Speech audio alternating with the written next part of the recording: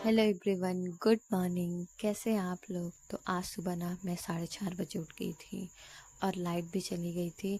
तो इसलिए मैं सबसे पहले फ्रेश होके बिस्तर सही करके और चली गई थी छत पे योगा करने के बाद मैं थोड़ा वहाँ पे टहली।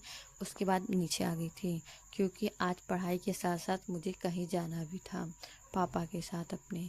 तो मैं यहीं छत पे बैठ के सबसे पहले मैंने सुबह की पढ़ाई छत पे बैठ के किया क्योंकि छत पे मौसम ना आज बहुत ही अच्छा हो रहा था। हमारे वहाँ कितने दिनों से ना बारिश नहीं हो रही है, लेकिन बादल इतने घने लग रहे हैं ना, लेकिन बारिश हो ही नहीं रही है। अभी दिखाते हैं कि बादल कितना घना लगा है। और इसके बाद भी सोचिए बारिश नहीं हुई, इतने घने बादल लगने के बाद भी। उसके बाद मैं गई नहाकर पूजा करके आई और फिर मैं बैठ गई थी पढ़ाई करने के लिए। तो यहाँ मैं बैठ के अपने नोट्स बना रही थी क्योंकि क्लास चल रही थी। तो मैंने सोचा सबसे पहले क्लास करके नोट्स बना लेती हूँ अपने। हाय, अभी ना 10 बज रहे हैं और मैंने अपने पहले शिफ्ट की पढ़ाई कंप्लीट कर लिया है। अब मैं जा रही हूँ नीचे, देखती हूँ मम्मी क्या बनाई है क्योंकि पेट में ना अब चूहे कूद रहे हैं। पढ़ने के बाद ना भूख लग जाती है, मुझे तो लग जाती है बहुत तेज, इसलिए अब जा रही हूँ नीचे। उसके बाद खाकर फिर आऊँगी ऊपर पढ़ाई करने के लिए। आज मौसम ना मेरे वहाँ बहुत अच्छा हुआ है, मतलब पूरे बादल लगे हुए हैं, लेकिन अभी बारिश नहीं हुई है, यही दिक्कत है। बारिश भी होना चाहिए, लेकिन मौसम बहुत अच्छा हो रखा है, बहुत।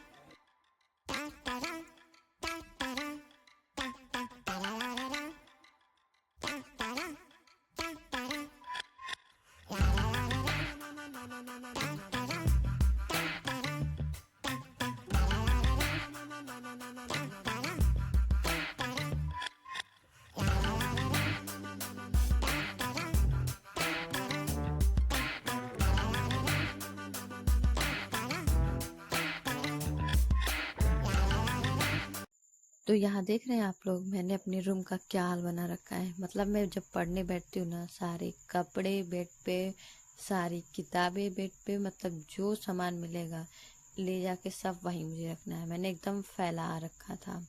और आज मुझे जाना था ना बनारस पापा को लेके दिखाने के लिए हॉस्पिटल में। तो वहाँ जाने के लिए मैं सोच रही थी मैं क्या पहन के जाऊँ। एक तो गर्मी का समय है तो कुछ हल्का ड्रेस चाहिए था और लेकर भी जाना था। तो मैंने सोचा एक सेट रख भी लेती हूँ वहाँ के लिए। लेकिन यहाँ मैंने सारे बैग ढूंढ लिए, लेकिन मुझे एक भी कपड़े ही नहीं मिल रहे थे। मेरे पास कपड़े ही ख़त्म हो जाते हैं इतने सारे कपड़ों में, मुझे कुछ पसंद ही नहीं आ रहा था। फाइनली मैंने सबसे हल्का कपड़ा अपने लिए चूज़ किया था ताकि मुझे गर्मी ना लगे, क्योंकि ये गर्मी जब मुझे लगती है ना तो मुझे चक्कर बहुत आने लगते हैं। इसीलिए मैंने सबसे हल्का कपड़ा निकाला। उसके बाद कपड़े निकालने के बाद मैं बैठ गई थी पढ़ाई करने के लिए, क्योंकि जाना था हम लोग को रात में। हम लोग की ट्रेन थी वो 10 बजे की थी। तो अभी मैं घर से जब निकली थी तो 6 बजे निकलना था हमें। तो अभी मेरे पास टाइम था तो मैंने सोचा क्यों ना तब तक पढ़ाई कर लिया जाए। तो यहाँ मैं बैठ गई थी पढ़ाई करने के लिए। तो पढ़ाई करके जब उठी तो मैं बैग निकालना भूल गई थी कि कौन सा बैग लेकर जाना है। तो यहाँ मैं निकाल रही थी एक बैग पिट्ठू वाली, ताकि उसमें कपड़े रख के ले जा सकूं। और उसके बाद मैं बैग लेके नीचे आई तो फिर मैं नहाकर तैयार हो गई थी और पापा भी मेरे तैयार हो गए थे। फिर हम दोनों निकल पड़े थे जाने के लिए। और यहाँ बस का वेट करते करते ना हम लोग को इतना टाइम लग गया।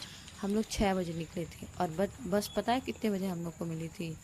8 बजे मिली थी।